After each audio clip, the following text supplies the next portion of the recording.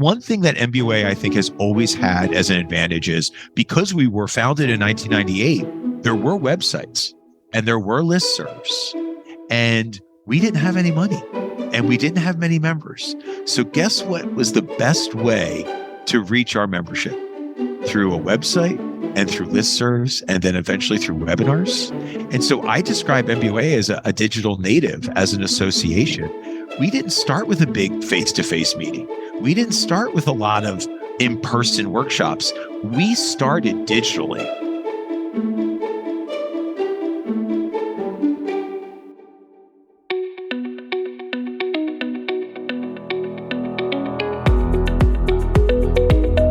This is Associations Thrive, the podcast celebrating successful associations and their leaders.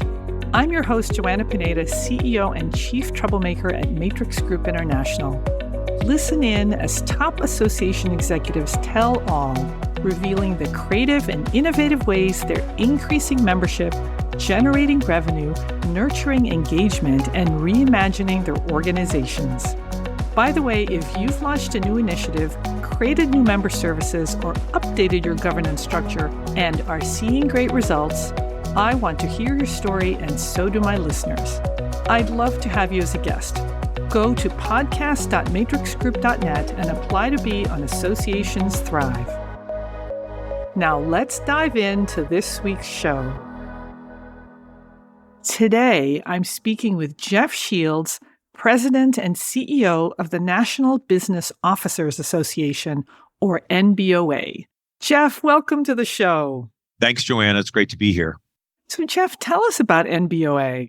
I'm happy to. National Business Officers Association. We generally use the acronym NBOA.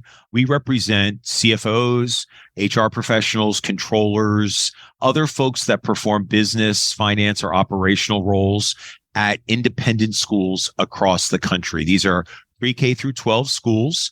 And what makes them independent is that they have an independent governance structure, which means a board of trustees. And they also have an independent funding source, which is mostly tuition. And they're 501c3s, just like NBOA. So we have a lot in common, a lot that's different, but we represent over 1,400 schools in the United States and even more internationally.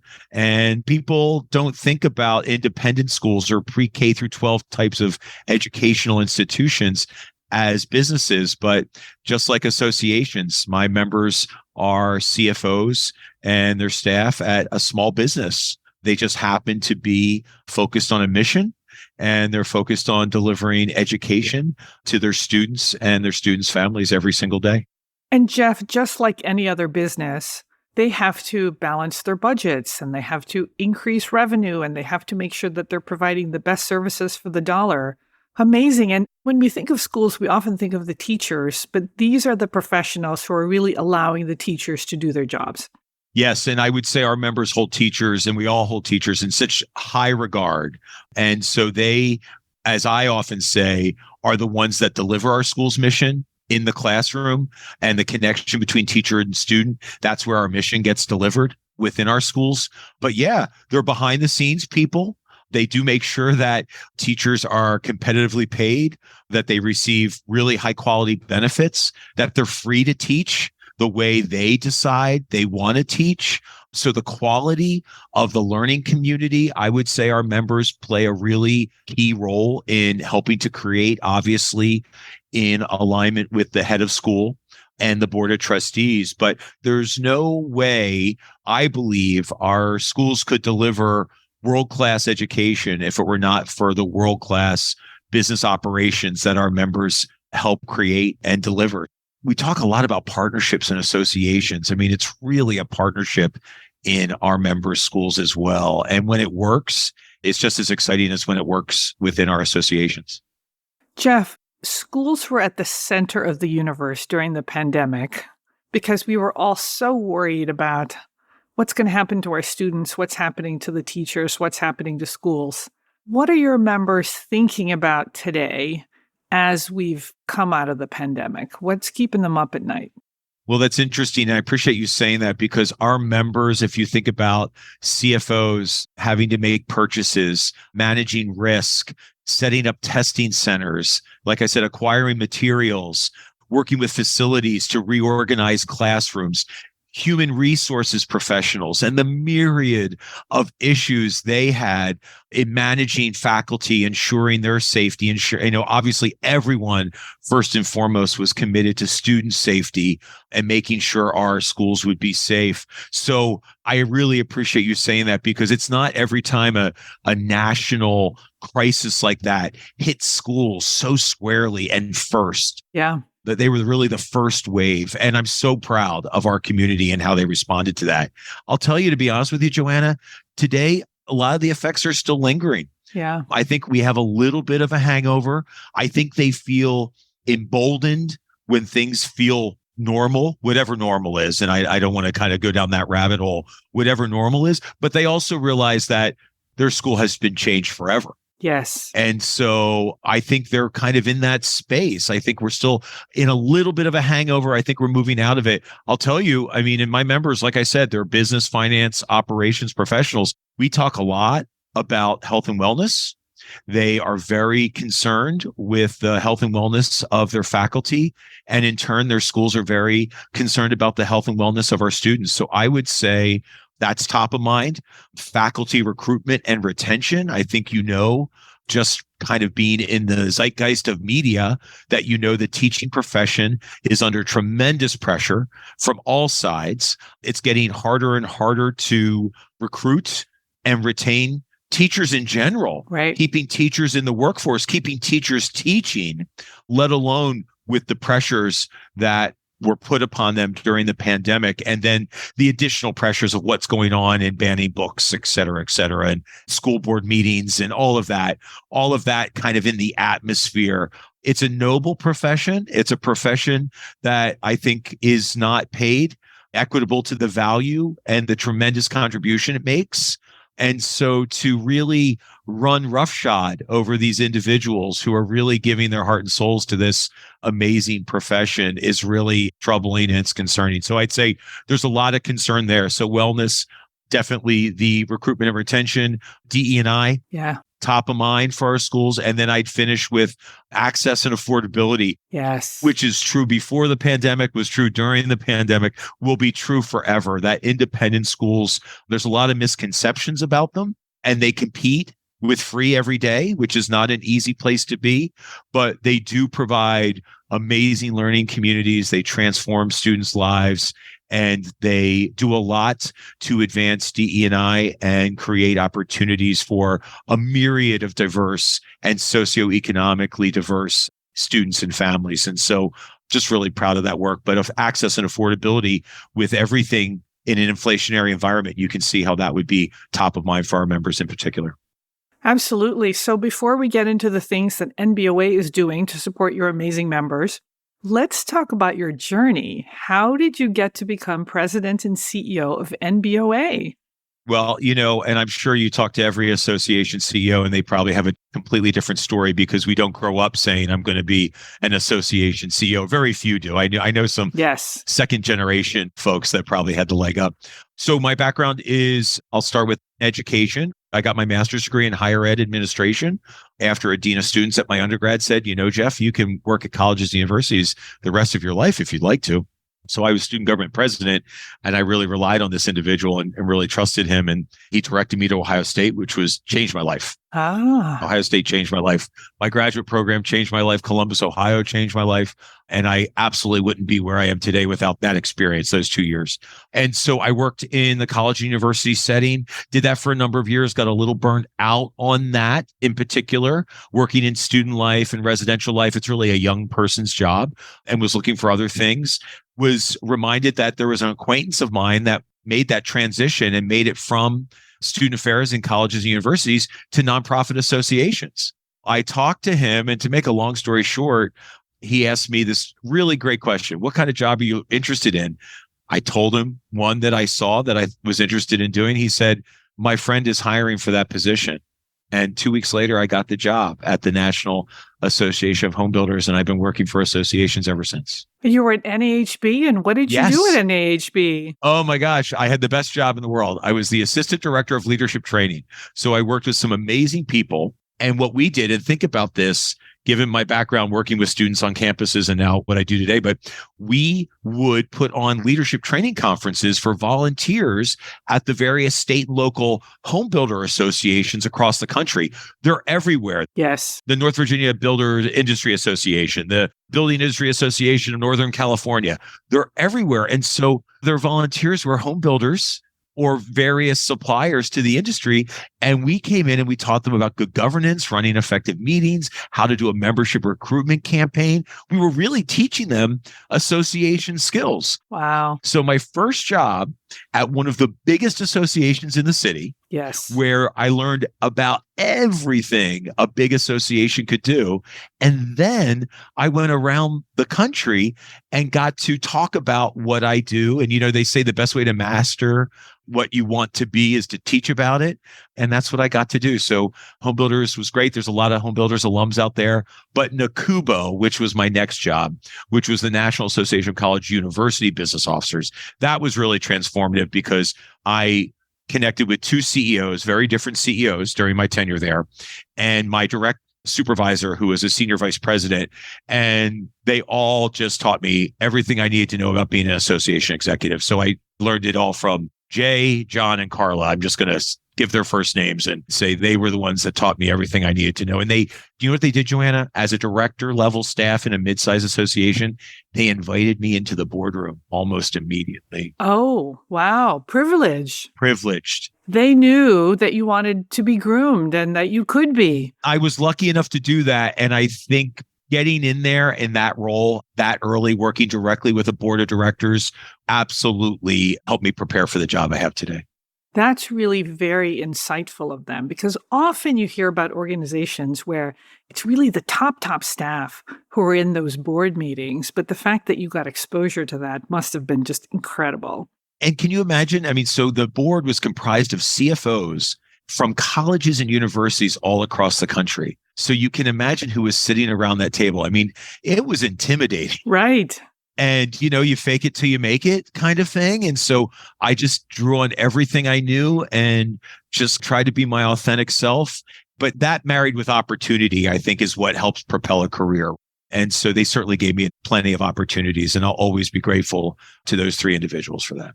So at some point you said, I'm ready to take the top job. Yes. How could I resist, right? I had been at NACUBO, which was the College University Business Officers, for I think around 10 years. And then this position opened up. The founder of NBOA, because we're only 25 years old, the founder, after 12 years, decided it was time for her to move on to other opportunities. And she kind of retired, went into a consulting practice, that kind of thing. And too many people were in my ear saying, Jeff, you should really take a look at this group. So I was ready. That opportunity was in front of me and I decided to go for it. And I was really lucky because I was competing against other independent school business officers because that's what they knew. That's what they knew. And that's what my predecessor was. So they kept saying, well, we really want an independent school business officer, Jeff, but we'll keep you in the process, And I said, okay, I'll play along as long as you play along. And the best advice I got from that search consultant was just keep doing what you're doing. Keep being true to yourself. Be the best association executive you know how to be throughout this process and let that sort itself out. That was probably what made me different and unique and what made the board willing to take a chance on a first-time CEO who never worked at an independent school or attended an independent school his entire life. But NBOA isn't an independent school. You're an association. So the fact that you worked for a business officer association previously, you were probably one of the few people uniquely qualified for this job. Yes, I think they saw that as well.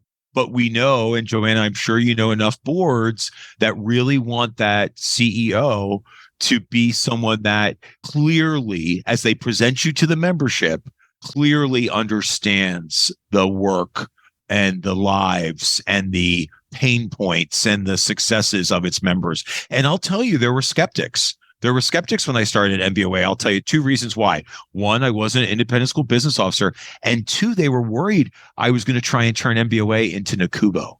Ah, And that would have been ridiculous because NBOA is NBOA and it's wonderful and it's unique. And the members are smart and good people and do very different jobs at pre-K through 12 schools than similar business officers at colleges and universities. There's a lot of intersection. There's a lot that's the same, but their cultures are so different. I mean, think about it. They're working with kindergartners, maybe some preschoolers to high school seniors. right. That's just a different journey that you're experiencing within your learning community. And so I picked that up right away. I had no interest in making it Nakubo Junior or Little Nakubo. I wanted NBOA to be the best NBOA it could be and be worthy of the amazing members that I met very early on and understood were really special, smart people.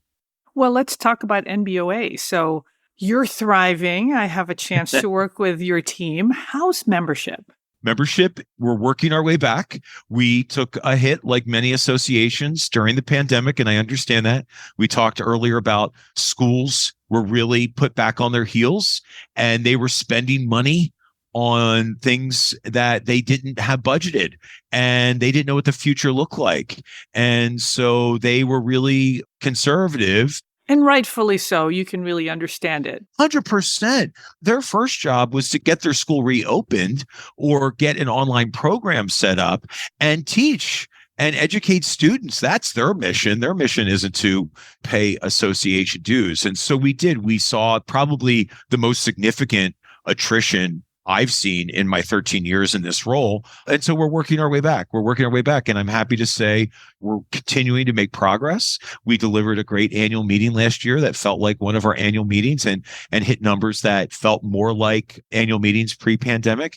And our membership is coming back too. And so I'm really grateful. And we're going to keep doing what we're doing, demonstrating our value and delivering for our member schools and keep working on that. Jeff, it's your 25th anniversary. It's a silver anniversary. How does NBOA chart the next 25 years? How do you do things differently while remaining true to the mission? I think you have to understand, first and foremost, that 1998, think about 1998 versus 2023. Yeah. We didn't have social media. We hadn't been through a great recession. We hadn't had a global pandemic. We hadn't had the highest inflation rate that we've had in 40 years. I mean, think about 1998 and how different it is today. So I think you just have to pay attention to the environment. But one thing that NBOA, I think, has always had as an advantage is because we were founded in 1998, there were websites and there were listservs and we didn't have any money. And we didn't have many members. So guess what was the best way to reach our membership? Through a website and through listservs and then eventually through webinars. And so I describe NBOA as a digital native, as an association. We didn't start with a big face-to-face meeting. We didn't start with a lot of in-person workshops. We started digitally. So now fast forward. We have a great website that we pay a lot of attention to because obviously, for any association, your website is the most front-facing communications platform that an association has. And for us, it delivers a tremendous amount of the value that we provide through our membership. So it's very important. But we have robust online courses. We have robust e-publications, e-newsletters. So I think we're going to be investing in a digital-first strategy, first and foremost, over the next several years and really kind of leverage what we've already done pretty well, but really connect the dots, I think, even better than we may have done that in the past. And I think every association that wants to thrive from 2023 going forward is likely to do the same. And I guess the second thing is we really have to think about how we can complement our dues revenue with non-dues revenue streams. We can't keep putting pressure on our dues and keep increasing our dues and really, which demands that you deliver increased value, et cetera, et cetera. You have to strike the right balance. And so I think associations are really going to focus more on monetizing other things that are aligned and true to their mission, but move away from being so reliant on dues. Hey, speaking of digital strategy, you're making some changes to how you run the association in terms of your staffing and your physical space. Tell us about that. My predecessor had put in place a distributed model. So they were based in Boulder, Colorado. They were only around 8, 9 staff back then, but had several other staff members across the country. So I inherited what I called a distributed model. We had some headquarters staff. We had some staff that worked from home. That was back 13 years ago. So we were a little bit ahead of our time there as well. Wow. But given the realities of the pandemic, we are going to become entirely virtual in March of 2024. We will continue to have a very, very small footprint in Washington, D.C., which is where I live, but be what I consider to be completely virtual. And I think we're well positioned to do that because we've always been, like I said, somewhat distributed. We were about 50-50, but now we're going to go all in. It's actually harder, Joanna, if you want to know. It's harder to live in both worlds than it is to pick one. I agree with you. Because fairness and equity, right? Fairness and equity, when you have half your workforce working from a traditional office Monday through Friday, 8:30 to 4:30, 9 to 5, whatever it is, and then another 50%, because now we're about 19 FTE, another 50% working from home. Any policy decision you make, running it through those two different lenses, it's really challenging. So I think it'll be nice to fully live in a virtual world from that perspective. But yeah, we're excited. Obviously, we're going to be saving a lot of money to the bottom line, but we already invest tremendous amount in staff culture. We meet every summer as staff offsite. We meet every December to do more staff planning, performance management, investment in infrastructure. We've always been keen to invest in technology to support the entire enterprise. So we've got work to do, but I'm excited about that future. So you talked about how you just redesigned your website, and my team had the pleasure of working with your team. Yes. Often, Jeff, these website redesigns are a proxy for a conversation about who the organization is becoming. So what did that do for NBOA? Well, we made a commitment several years ago that we were going to really explore beyond our primary member, the business officer, and acknowledge that there are a lot of individuals that have traditional business, finance, or operational roles that we could serve that are important to the business of the school. And so that's when we began our Big Ten expansion to really the HR professional and the controller and accounting staff and other staff in the business office really wanted to serve them. What also has happened along the way is that heads of school and advancement professionals and admissions professionals, all of them touch the business of independent schools. Yes. And so I think what our exploration of the website, remodeling and redesigning our website is that we are not just serving our primary member or the individuals that report to our primary member, but we're serving a larger purpose. We need to understand and be accessible to all the entities within a school that influence the business of the school. And for us, that means trustees, heads of schools, admissions, and advancement as well. So I think the exploration of our new website redesign really had us view a redesign through that much broader lens. We don't envision a time where heads of schools come to our annual meeting in huge numbers, but we do want them to read our magazine. We do want them to be able to access resources on our website.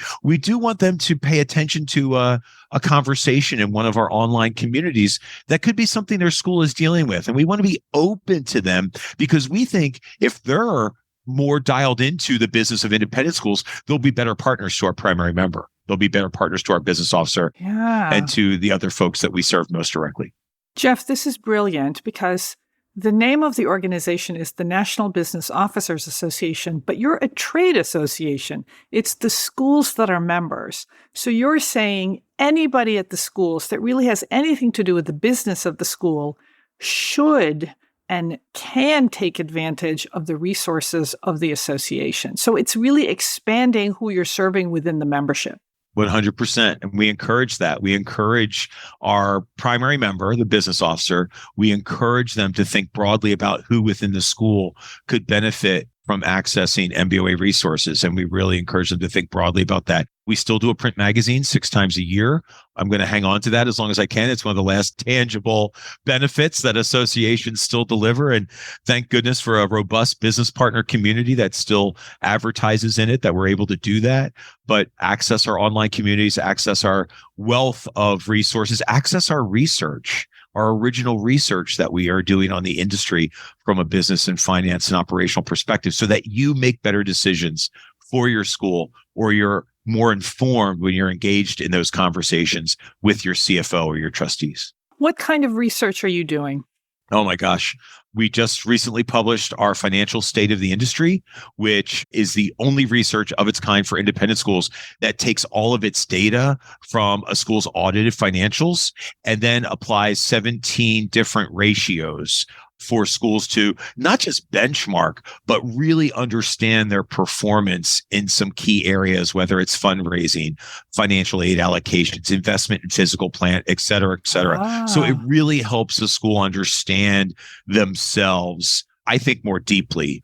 Our platform, we have a fully customized data collection and data reporting platform called Business Intelligence for Independent Schools. That has a number of reporting tools on it that also can help any leader, any business leader at a school understand their own school's data, but in the context of comparing it to others.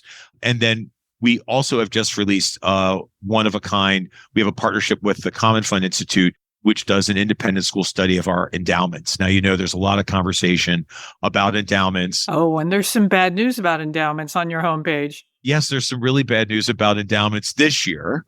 And there was crazy good news about endowments last year. Yes. And so, it's a roller coaster, right? It's why we get up every morning and do what we do. And it's what keeps us fresh. But yes, we just released those findings from last year, and it was a really tough year. And so the idea is to understand it, learn from it, and now make decisions that are in the best interest of your school to move forward, right? We can't deny that that's where we are, but hopefully our research helps schools have a deeper understanding of the financial environment of our economy, which the endowment study certainly helps illustrate, but also the independent school community. It makes you feel a little bit less isolated. Right. You really can understand, okay, I just wrote a blog about perspective, and I think it gives you a perspective. And I think sometimes we lose that because we're so deep into our own organization and our own to-dos, our own successes and our own issues. But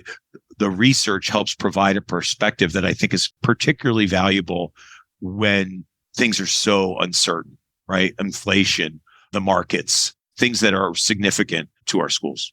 Jeff, you mentioned the magazine, and the magazine just won a Trendy Award from Association Trends. Yes. And Melissa Zinder, who's on your staff, just won Young and Aspiring Professional from Association Trends. So congratulations. This feels like a big deal. Well, it's really nice of you to bring that up. The credit goes to the amazing staff at NBOA, and I'm really glad. I say that CEOs get more than their fair share of credit, and they get more than their fair share of the blame.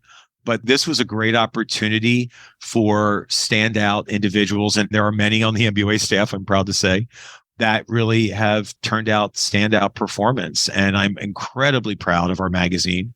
It's high quality, it's relevant, it's interesting. And I'm so glad that that's been recognized. And Melissa in particular, it was no secret to us that she's a young and aspiring, outstanding professional. She's worked at NBOA nearly 10 years. It's her second job after her postgraduate degree. She's a really impressive individual.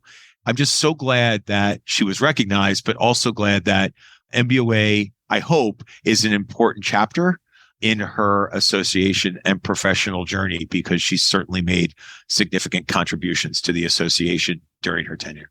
Well, I'll tell you, my team raves about your team. Ah, that's nice. And talks about how thoughtful and responsive they are.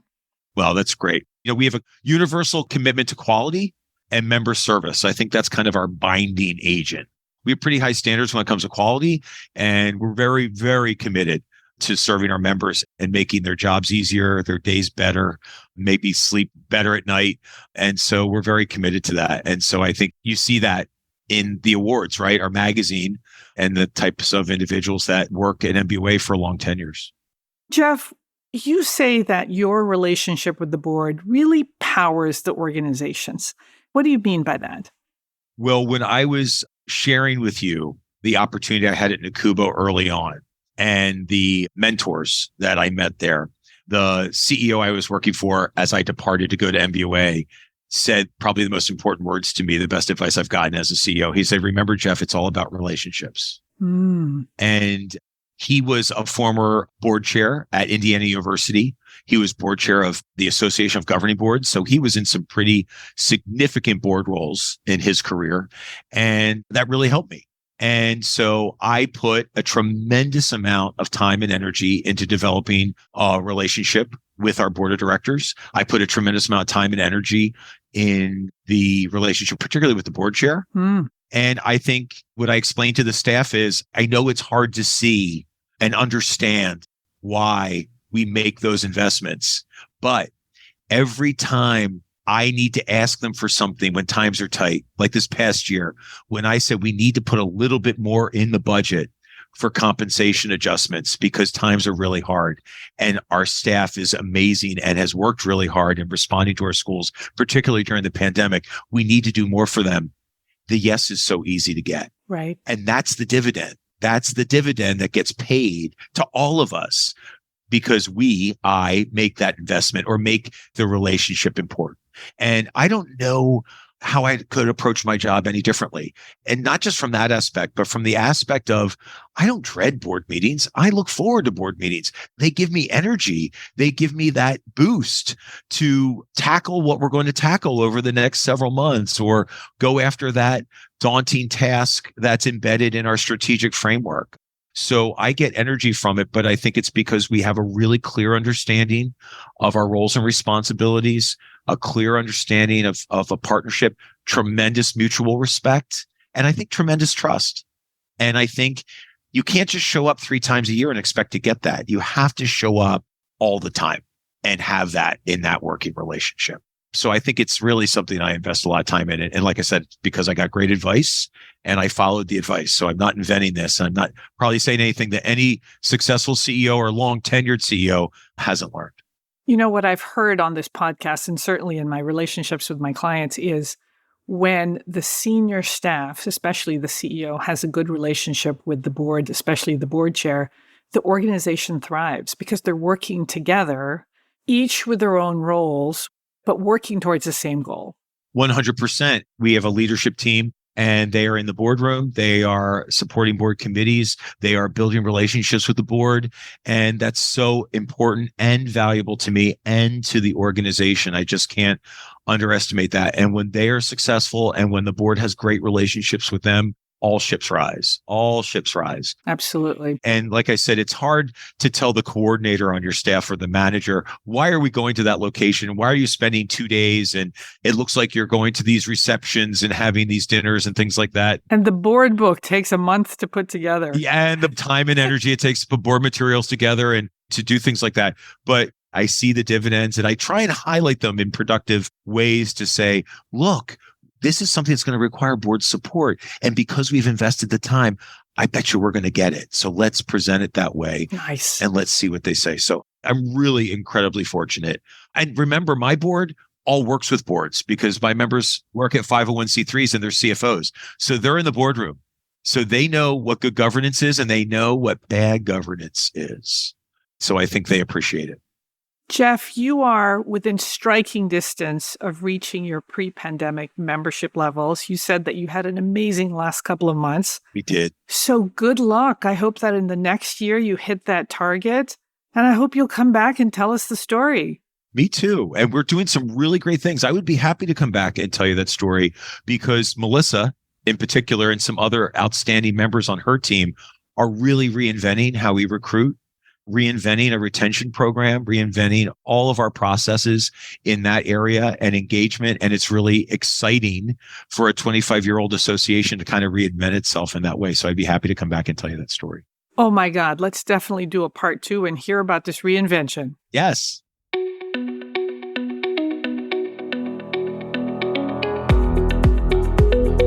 Thanks for listening to Associations Thrive.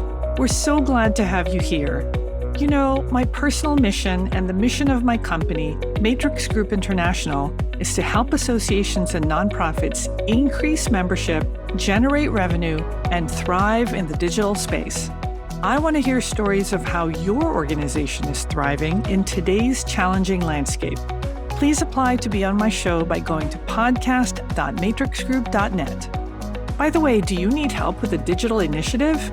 Maybe it's a website redesign, a new membership database, or a hybrid meeting that you're planning. I'd love to connect with you. Please visit the Matrix Group website at matrixgroup.net. Thanks again for listening to this week's episode of Associations Thrive. Don't forget to subscribe to the show, leave a 5-star rating, post a comment, and share it with your colleagues and friends. Bye!